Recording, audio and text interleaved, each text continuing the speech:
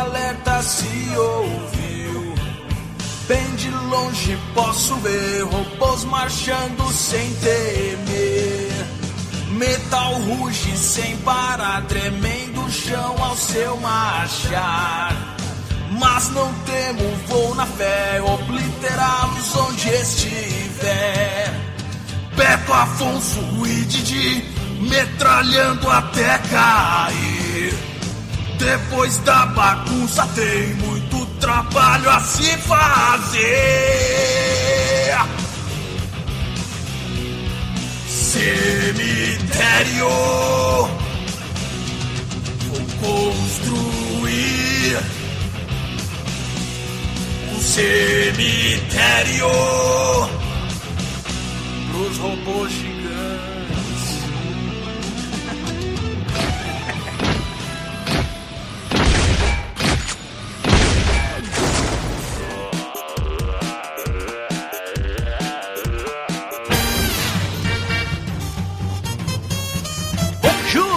Boa tarde! Boa noite! Guten Morgen! Estamos começando mais um Matando Robôs Gigantes. Temos um chucrute entre nós, senhores!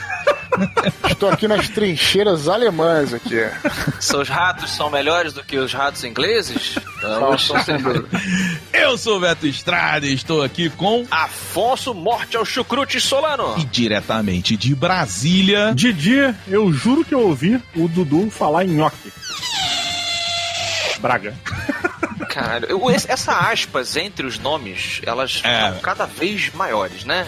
Mas, senhoras e senhores, diretamente da literatura angelical de fantasia do nosso país, temos aqui o senhor Eduardo Spohr. Seja muito bem-vindo. Oh, yeah! Finalmente me convidaram, pela primeira vez, nunca tive no MRG. Porra nenhuma! Mentira! Veio falar de Shogun. Já falou de Shogun aqui no MRG. Já fez um excelente montando robô, né, Didi? Aham, que tem um episódio maravilhoso sobre macacos com joias na testa. A saga do macaco feiticeiro por Dudu Spohr aqui no Montando Robô. Verdade, eu acho que é fake news isso aí, mas enfim, vamos continuar. Falando em fake news, eu e o Beto e o Didi estavam lembrando essa semana, Dudu, que a gente já deu ovada em políticos, sabia disso? Faz sentido. Não é, não? Quem era, Beto? Não pode falar o nome, é Beto? Não pode. Mas era um cara aí. Que estudou com a gente, né, Didi? Pois é, um camarada nosso que estudava com a gente e agora ele é político. E obviamente a gente deu ovada nele quando ele era da escola, né? Não agora. Vamos ver se ele merece ovada, né? Eu acho que tem tantos usos melhores para um ovo, cara.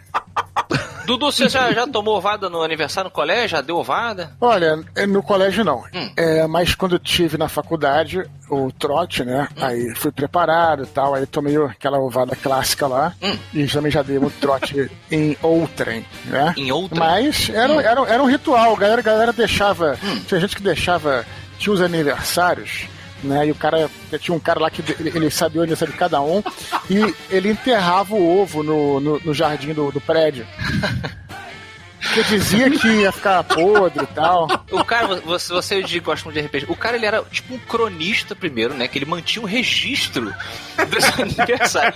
E ele ao mesmo tempo... Lembrando que não tinha celular, né, Afonso? Nessa época não tinha o cara, agenda. Porra, não tinha Orkut, Facebook pra lembrar. O cara ia na agenda. Tinha agenda. As agendas eram famosas na época, né? Que fazia aquelas agendas cheias de coisa com desenho papel, de papel, com desenho. E o cara também era tipo um necromante, né? O cara fazia o ritual todo ali do... Não, e não só o ovo, como a famosa, eu não sei se no resto do Brasil, mas aqui no Rio tinha gororoba também. Gororoba, o cara o cara pegava um recipiente de alguma coisa e colocava tudo dentro. Colocava, ketchup, shampoo, colocava água oxigenada, colocava o que tinha no meio, e aí balançava, né? E era gororoba que além do ovo, o cara jogava gororoba também. Cada lugar faz o seu. Lá no nosso colégio, lá onde estudávamos eu, Afonso e Didi, o que a gente fazia, a gente quebrava o ovo e aí vinha com um saco de farinha pra dar uma complementada, pra dar uma sujada de boa. Pra rolar um white face. Dudu, qual estratégia você usou para não tomar ovada? Musculação. Não, já viu o tamanho dele?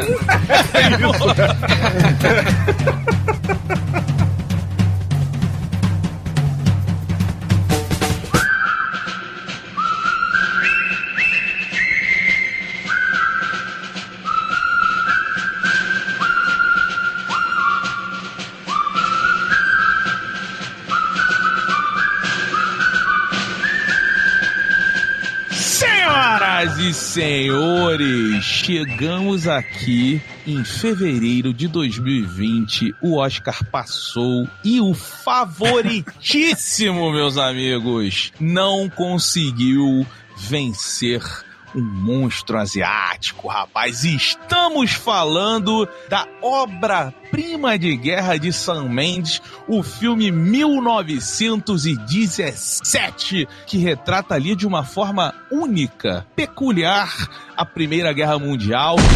Dudu, por favor, traga-nos a sinopse deste épico de guerra. Bom, é uma história que se passa em 1917, né, durante a Primeira Guerra Mundial, a chamada Guerra de Trincheiras, que a gente pode falar mais à frente, porquê e tudo mais. Então são dois soldados que estão nas trincheiras britânicas, né, e aí eles recebem uma missão. Essa missão é pegar um recado, um bilhete e levar até um outro ponto da região e eles vão para isso eles têm que atravessar território inimigo. É uma história muito simples. Eu tenho uma pergunta para Didi Braguinha. Pois não, Afonso, pode fazer, eu tô preparado aqui hoje. Didi, você ocasionalmente menciona que você tem um transtorno de déficit de atenção.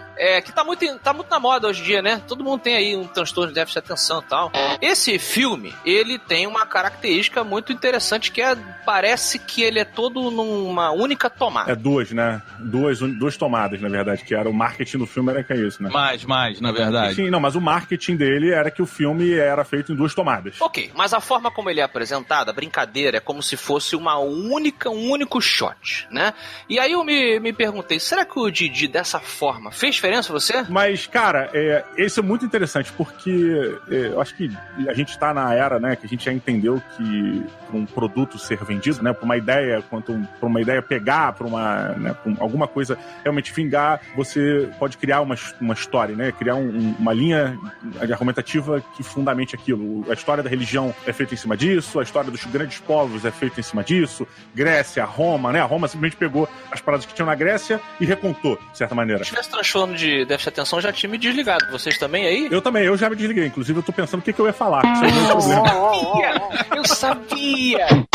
Quero saber se fez diferença pra você. Mas isso que eu ia te dizer. Mas o ponto a história bem contada, ela é muito mais fácil de você se prender, né? E o plano sequência, pra mim, a utilização do plano sequência no cinema tem muito essa função de você manter um acontecimento rolando, né? Você, obviamente, trabalhar com o drama, né? Com a tensão daquela cena contínua, gigantesca, e levar a pessoa colada e é como se você pegasse a mão da pessoa e falar, vem comigo, porque não tem tempo da pessoa piscar. E a grande brincadeira, o grande desafio de 1917 é trabalhar sempre com você na ponta da cadeira. Obviamente fazendo aquele ciclo, né, de altos e baixos da tensão, mas é o plano de sequência o filme inteiro, saca? E isso é incrível. E obviamente que me pega, é mais fácil de me pegar, mas não é 100% de aproveitamento. Você, Dudu, curtiu esse lance aí, único? Sem dúvida nenhuma, eu acho até... Bom, eu não vi o Parasita, então é muito difícil comparar, então eu não posso dizer quem merecia mais ou menos.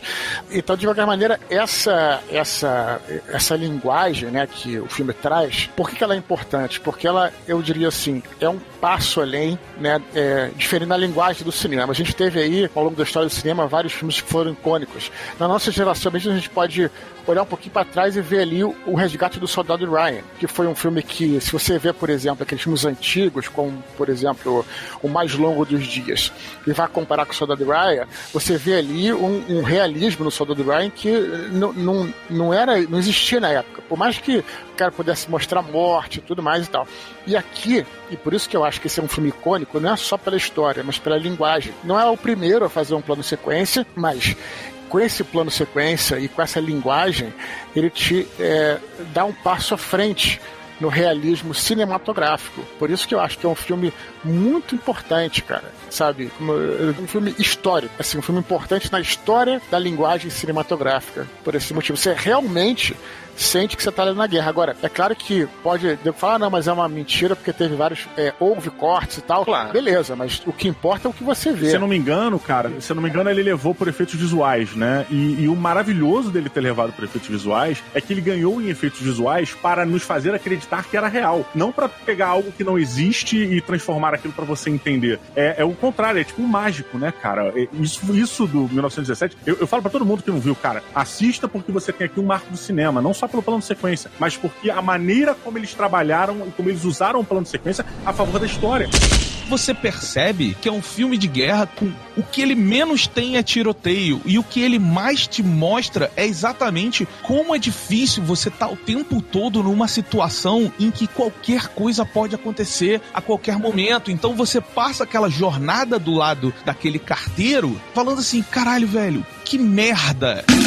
O ambiente ao seu redor é o grande causador do problema, é o terror. É uma vertente muito curiosa, assim, da nossa época, né, do nosso entendimento de guerras e modernidade e tal, porque antigamente você tinha as histórias de guerras, de conflitos sendo passadas de boca a boca, onde as pessoas olhavam para uma grande guerra, olhavam para um, entre aspas, herói de guerra ou veterano, e o tinham como um ser valoroso, um cara que participou e tal, um herói de guerra, um combatente, um cavaleiro em sua grande armadura e tal. Isso, com certeza, foi determinado por uma narrativa que as pessoas agregavam a esse tipo de pessoa. Alguém que contava sobre esse cara, os grandes feitos e tudo mais.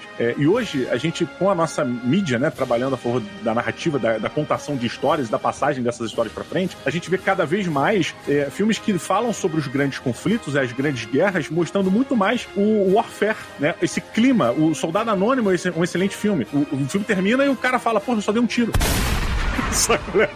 É tipo, e essa coisa do cara, aquele clima, aquela tensão, aquela ansiedade, aquela expectativa, aquela depressão, aquele momento de merda de fundo do poço, sem saber o que tá acontecendo. Então, é uma visão completamente moderna da guerra, né? A gente já vê que a guerra é uma merda, não serve pra nada. Serve sim, senão você tava no mundo do Wolfenstein 3D agora. Não, pode crer.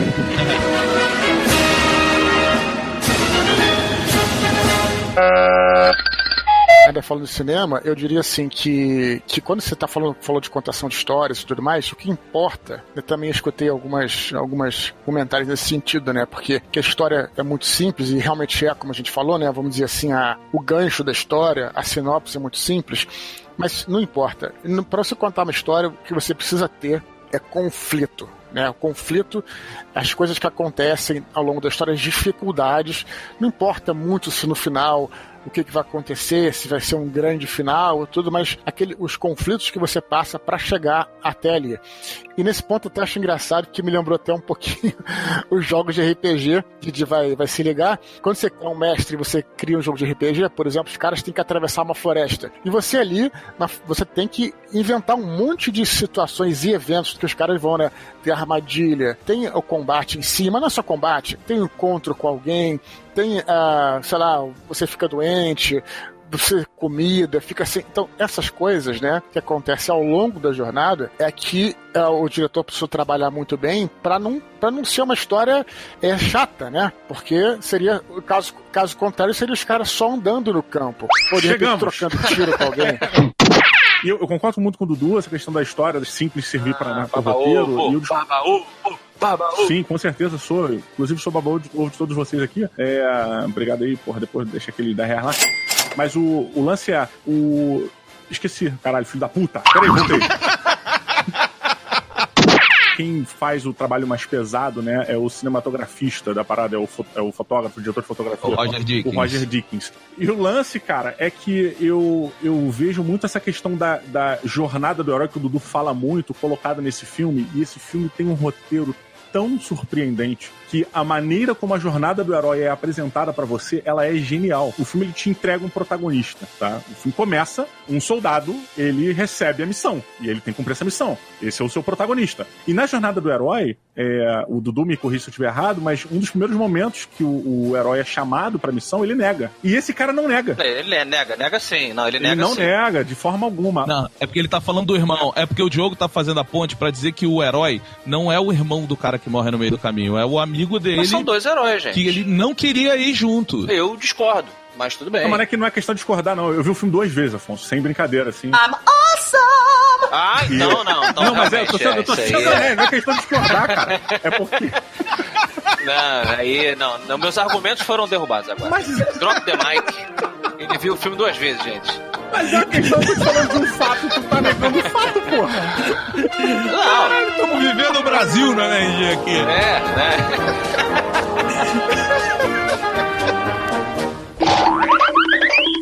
Diogo, desculpa já de antemão, assim que eu vou discordar mais uma vez de você. Vindo de alguém que só viu o filme uma vez, eu não achei o roteiro tão genial como você falou. Eu acho que é um roteiro muito bom, mas na verdade o que você falou acerca de surpreendente, eu não sei, eu acho que ele tem uma história simples pra contar, onde o brilho vem de outros aspectos, incluindo o técnico. Eu também acho sacanagem as pessoas se apoiarem muito no quesito técnico, né? Muito pelo Oscar também, e aí acaba que muitas vezes a questão da tomada única, entre aspas, ela se sobressai a tudo de bom que o filme tem, né? Fica quase como se fosse um gimmick, tipo, o filme é bom porque tem uma tomada. Mas, Afonso, cara, é porque assim, eu realmente achei que o Roger Deakins fez o filme, porque se você parar pra pensar, aquela cidade de noite, tá? Que ele chega, tá tudo escuro. Aquilo ali, de fazer aquele prédio, aquela igreja pegando fogo, fazer aquela tomada, é tudo decisão do cara. A forma como ele posicionou a câmera pra ela, vir de trás dos caras, e aí andar numa lateral dentro de um lamaçal. Mas não é tudo do cara também, Bento. Peraí, o Sam Mendes não... Mas a ideia não é só de uma pessoa, né, cara? Não, tudo bem, mas o mapeamento do movimento de câmera e como isso ia ser executado nesse filme específico que eu tô falando, o Sam Mendes, ele chega pro Roger Deakins e fala assim, olha, esse é o roteiro, eu quero fazer isso no plano sequência. E o Roger Deakins, ele falou assim, cara, o que ele me deu de roteiro era basicamente impossível, mas é daí que vem as grandes coisas, né? Quando alguém recebe o impossível e diz, vou arrumar uma solução. Que eu não discordo de você, não. Eu acho realmente que o trabalho do cara de resolver os problemas que o Sam Mendes trouxe pra ele, realmente é um diferencial, é uma coisa incrível de se notar. Agora, eu também acho que é vacilo a gente agregar todo o valor pro Dickinson, porque, cara, o pensamento do Sam Mendes com a limitação do plano sequência, né? E tendo que entregar essa história tão bem contada em seus sentimentos, em seus clímax, da maneira como ele fez, puta, cara, é incrível, cara. O que ele faz, eu achei tão incrível. A maneira como essa história foi contada, é uma história simples, mas a maneira como ela foi contada, que a minha grande crítica vai ao fato deles terem chamado alguns grandes nomes pra interpretar certos personagens. Porque, pra mim, era quase como um documentário, era como se eu estivesse ali. E aí, de repente, tem o Cumberbatch. Awkward! O que você tá fazendo aqui, mano? Eu concordo plenamente. Alguém me falou que esse filme tem o Benedito Barbosa, sei lá, o nome do cara lá. Aí eu falei, beleza, não tava nem aí. Aí no final, quando ele aparece, você tem toda a razão, cara. Você é catapultado pra fora da fantasia, vamos dizer assim, da magia do filme, porque você realmente... quando você olha pra ele, automaticamente você se lembra de Sherlock, de Doutor Estranho, essa galera toda. E pra mim, o grande destaque desse filme são os detalhes.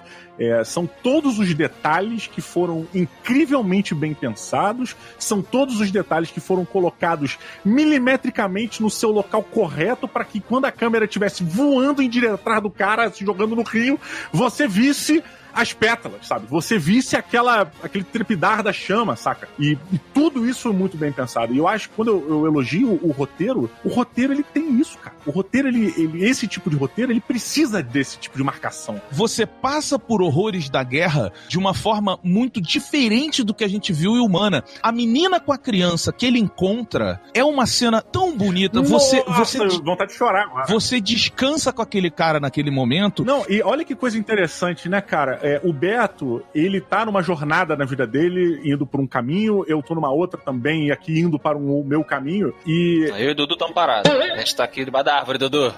Mas o que eu acho bacana é que, assim, pro Beto foi um momento de descanso. Pra mim, aquilo ali, Beto, pela minha jornada de já ter passado pela paternidade, já ter 2 filhos e tudo mais, aquilo acrescentou uma carga dramática no filme, que agora eu tenho uma criança pra me preocupar. Não, olha que interessante, peraí, o Diogo, ele teve 2 filhos. Pode crer. O Diogo, ele se reproduziu então ele 2 sabe vezes. do que ele tá falando. Porra, agora ele sabe. Agora... É desagradável quando você gosta um pouquinho menos de uma parada que as outras pessoas gostaram tanto, e aí fica parecendo que você não gostou. Ah, pode falar. Não, eu acho, assim, eu não achei que esse filme mostra algo de guerra, vou botar guerra, até porque a Primeira Guerra Mundial, ela foi muito pouco retratada, se a gente for ver, né, na cultura pop, comparada à Segunda Guerra Mundial.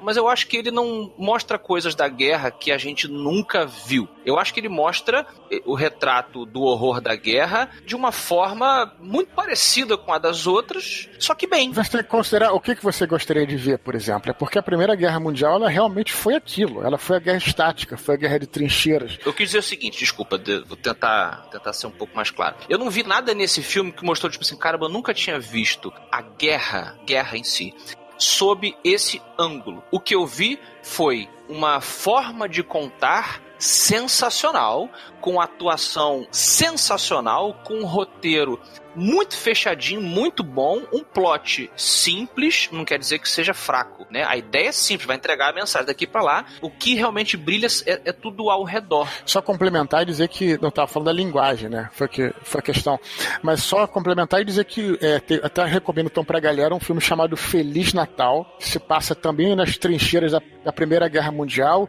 que é justamente o outro ângulo. E você acha que você vai ver guerra? Negativo. Isso aí é um episódio que aconteceu realmente durante um momento ali, que teve o Natal, e as trincheiras francesa e alemã, e eles faziam uma trégua espontânea. Os generais não mandam fazer guerra, mas é uma noite de Natal, os caras vão fazer uma trégua aqui, ninguém se mata, só pra gente ficar só hoje tranquilo. E aí eles saem, jogam futebol, comem juntos, aí, sabe, cantam as músicas e tal, depois volta todo mundo pra trincheira. Então esse episódio, esse filme é um Feliz Natal, tem também um outro ângulo da guerra. Mas eu acho isso, cara, eu acho que a inovação tá na linguagem também. E a linguagem é um novo ângulo, literalmente, né? Não tem como não ser literal aí, né? Porque a maneira... Eu entendo o que você tá dizendo, e ao mesmo tempo eu não acho que é uma crítica justa, de certa maneira, porque acho que a premissa do filme, o filme nunca quis ser mais do que, pelo menos pra mim, nunca pareceu querer ser mais do que ele é. E ele é muita coisa. Ele é uma parada incrível. Ele é muito mais do que ele se propõe sem querer. Mas ele não se vende dessa maneira. Ele se vende como um soldado tem que entregar uma mensagem. E esse é o grande ponto, sabe? Eu acho que a grande questão que esse filme traz pra você é de colocar uma trincheira de guerra. E ele faz isso melhor do que a maioria dos jogos de videogame, de grandes jogos de videogame, né? Ele consegue te levar... Uma coisa que o videogame tem a seu favor, que muitas vezes não consegue explorar, esse filme vai além, cara. Ele te pega ali no começo com sutilezas, sabe? O lance deles convidarem do semi-protagonista ali, ser chamado, porque ele é irmão de um dos caras que tá lá na frente, é uma pegada boa. E que te faz, durante o filme, pensar... Peraí, o parceiro dele falou que às vezes é caô. E tu fala, pô, será que é mentira? Será que o irmão dele já morreu? Será que o irmão dele não tá lá? Porque, sabe, você fica questionando, e a partir do momento em que você já tá questionando decisões de um personagem, ou dizeres, né, falas de certos personagens, pra ficar na dúvida se ele tá falando verdade ou não, você já tá dentro do filme. O filme já te abraçou, já te puxou pro fundo e tá com você lá dentro, cara. Então, além dessa questão também que a gente tá falando da linguagem, e a gente tá falando da tomada única e tal, existem outras coisas que, por exemplo, belíssimas do filme, também relacionadas à própria linguagem cinematográfica, coisas assim como você tá numa planície completamente arrasada pela guerra, cinzenta, destruída, cheia de... Aí ele atravessa um bosque e depois ele entra numa outra campina que não foi afetada pela artilharia, por nada. E aquilo parece, cara, assim, é inacreditável, parece um sonho, assim. Então, essas coisas que faz pra mim o filme realmente ser um filme icônico pra história do cinema, né? Dudu, você que saca de história, de guerra como o Didi, o nosso amigo PH Santos, ele tava perguntando aqui no Twitter, para o MRG, o que tava acontecendo naquele conflito ali daquela tomada, a mais famosa, digamos, tem até making off na internet, né, que ele corre pra fora da trincheira enquanto a galera tá correndo contra os alemães. Você sabe dizer, ou você, Didi, qual era o contexto ali? Que tipo de estratégia era essa? Eles corriam de uma trincheira pra outra, se encontravam no meio? Era tipo isso? Não, ele tava indo estormar, ele tava indo tomar a outra trincheira de assalto. Eles estavam fazendo um assalto, né? Era pra tomar a posição do inimigo. Eles saíram da trincheira, você tem que sair, não tem jeito. É infantaria, não tinha aeronáutica direito. Era o começo ali da aeronáutica, né, Dudu? E tanto que eles tacavam bomba segurando no colo, né? Eles levavam umas granadas de mão, assim, né? Umas bombas e jogavam no começo. Tinha que ter o lance da... Tenta falar bem rapidamente que... Né, mas o lance da guerra de trincheiras é que você tinha antes, né, da invenção das metralhadoras, você tinha aquela guerra estilo napoleônica, que até chamava napoleônica, né? Tinha aqueles mosquetes, e aí vinha aquelas linhas de soldado, aí eles atiravam, beleza, aí o outro, a linha atirava, e aí se encontravam, puxavam sabres, e era uma porrada tipo medieval, né? Com a invenção das metralhadoras, nem dos rifles de repetição, mas das metralhadoras em si, que foram colocadas, claro, elas foram, primeira vez que elas apareceram, elas foram usadas no Velho Oeste, na Guerra Civil Americana, mas foram usadas em larga escala primeiro na Primeira Guerra Mundial. Então o que aconteceu foi que os dois exércitos foram se aproximando, o exército francês, o exército alemão, o exército britânico também, e aí os caras botaram a metralhadora, montaram e saíram atirando e todo mundo morreu. Então a guerra parou. O nego não conseguia mais avançar. Então por isso que cavaram trincheiras para se proteger, e aí ficou ali na frente uma trincheira francesa e aqui uma trincheira alemã, ali uma trincheira britânica, e ninguém conseguia sequer levantar a cabeça sem tomar um tiro. Por isso que eles usavam, no filme parece, aqueles, acho que é periscópio, se não me engano, né? Que o cara olha assim, tipo, né? Tipo um navio, né? Tipo submarino, né? E o que você tinha que fazer então? Não tinha jeito de você vencer a guerra assim. Então foram inventadas várias estratégias para poder tirar os caras da trincheira. Até a arma química foi muito isso, né? Joga joga gás ali para a galera sair para você poder atirar.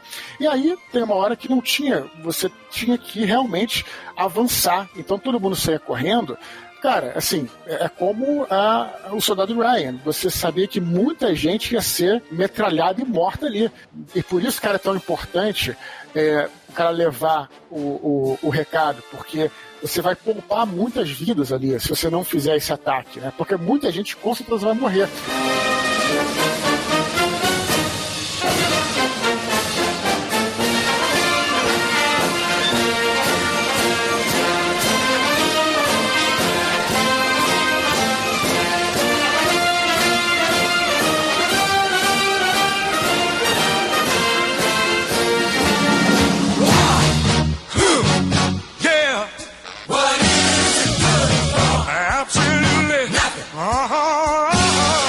Muito bem, queridos amigos, chegamos aqui neste momento maravilhoso, que é o momento das notas de Afonso Solano, de 0 a 5 robôs gigantes para 1917. Olha aí, antes de tudo, um rápido disclaimer, é importante eu deixar claro que eu só assisti esse filme uma vez.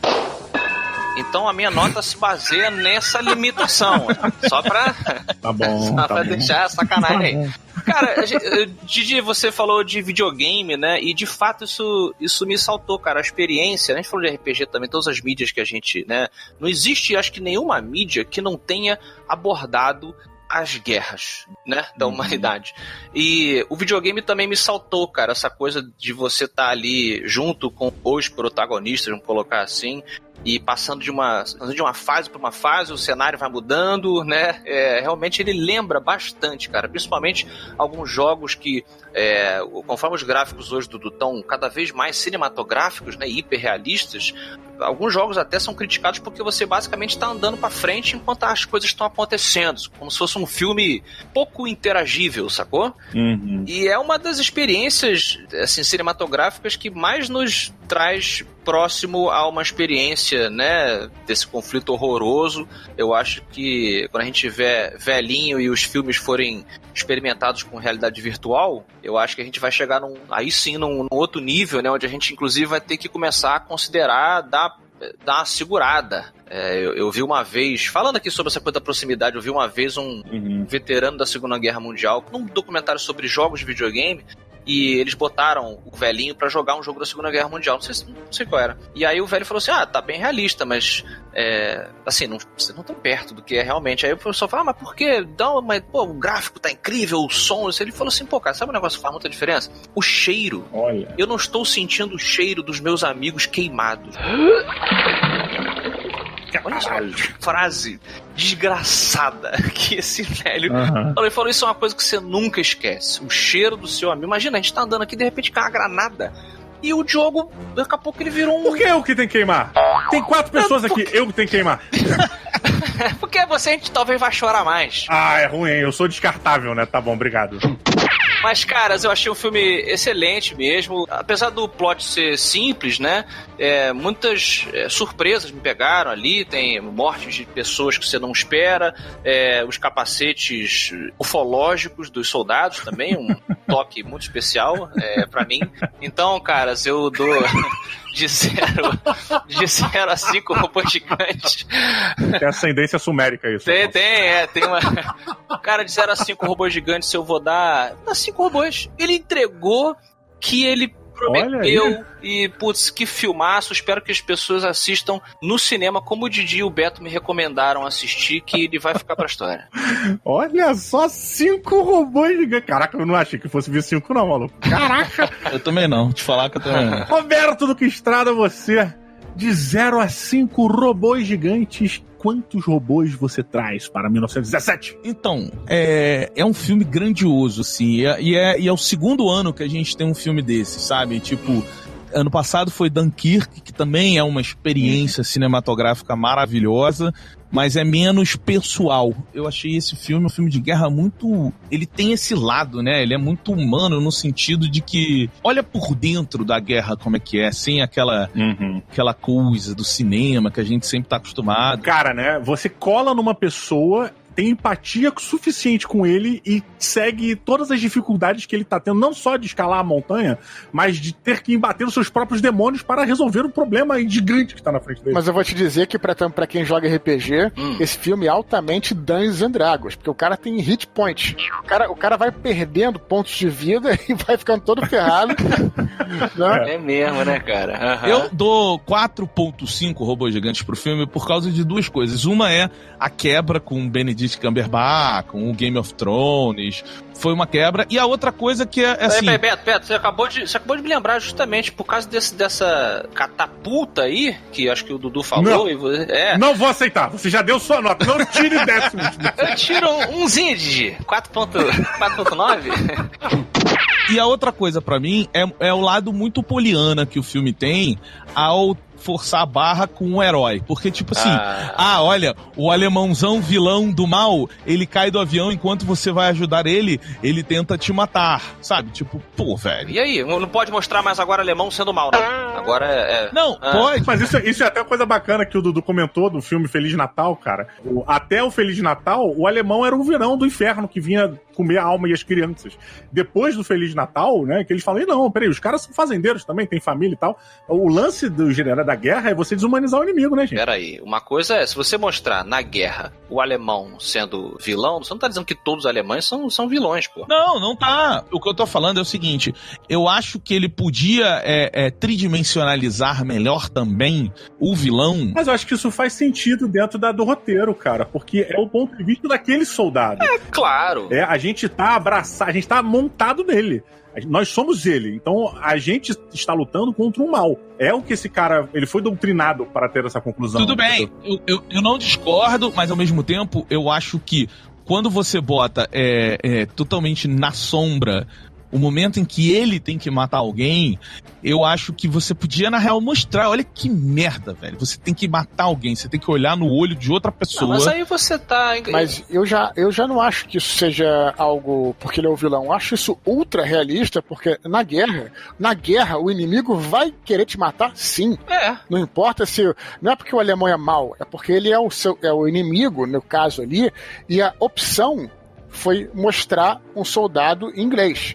Se tivesse mostrado um soldado alemão, como acontece em outros filmes muito bons, como, por exemplo, o filme do Sam Peckinpah, se eu não me engano, é o Cruz de Ferro, que é um filme excelente, Cruz de Ferro do Sam Peckinpah, que conta a história de 2 soldados alemães.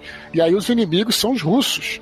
Então, assim, ali a opção foi essa. A opção aqui foi mostrar um soldado britânico. Portanto, o alemão é o inimigo. Se eles tivessem mostrado os alemães super caricatos, sabe? Eu vou matar o eles são... Aí eu concordaria. Mas, tipo assim, aquele maluco, inclusive, novinho, que o nosso protagonista tapa a boca, ele tá tão assustado quanto o nosso protagonista. E ali é uma situação que você vê que o cara não é um vilão estereótipo a caralho. Tem uma outra cena também que, à noite, né, que achei até aquilo muito maneiro. Quem nunca olhou pra uma... Você que... Em Miguel Pereira, Solano, você faz uma fogueirinha, e quando você faz uma fogueira de noite, assim, lá no campo e tal, o fogo, ele tem você exerce um certo fascínio. Muitas vezes você fica hipnotizado pelo fogo. Quem nunca olhou para uma fogueira e tal? E aí tem uma cena nesse filme que ele tá de noite naquela cidade lá que tá tudo destruída, tudo, ele fica hipnotizado pelo fogo e um alemão chega lá com um rifle e ele não atira na hora. Ele olha antes assim, você fica, pô, peraí, o que tá acontecendo? O cara vai conversar com ele, vai fazer as pazes. Não! O cara tá ali pra matar ele. E aí ele vai e mata, mas é o que era pra acontecer mesmo. Não, tá certo. A gente tá...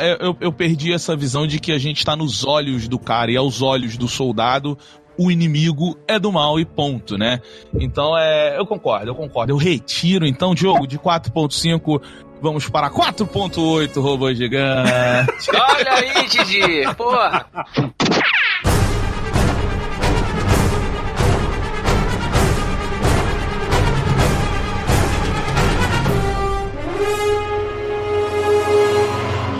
Muito bem, agora Eduardo Spor, um cara que não esteve nas guerras só presencialmente, mas angelicalmente também, de 0 a 5 robôs gigantes, quanto você dá para 1917? É porque realmente, como eu disse anteriormente, eu acho que é um filme que, além de eu ter gostado do filme, que eu acho que é uma premissa, que é algo importante, ele tem essa importância icônica para o cinema. Então, 5 robôs, sem sombra de dúvida. Quando você vai ver um filme assim, você renova o seu gosto, né?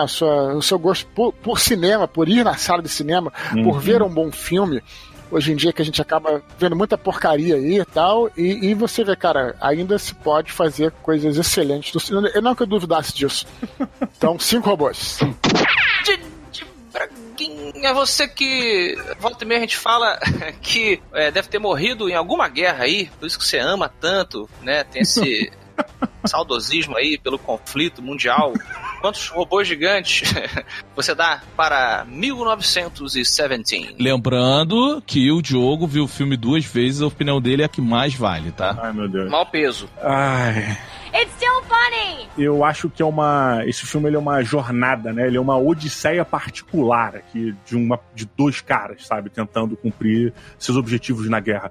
Porque é tanta coisa que tinha colocada para uma parada muito simples, para uma jornada do ponto A ao ponto B, sabe? É quase como uma jornada inicial de World of Warcraft. Me traga 10 peles de carneiro. Pronto, e aí você vai fazer. E realmente é a jornada que é o diferencial, sabe? E o cinema, ele, pra mim, em resumo, ele é isso, né? Não é o fim da história que pesa. É como o protagonista e os seus amigos, coadjuvantes, etc., chegaram lá. Lisbela e o Prisioneiro tem uma excelente frase sobre isso, e explicando sobre isso, né? O cinema não é sobre o fim, mas é sobre como as coisas chegam a esse fim. E, cara, em 1917 é muito cinema, sabe?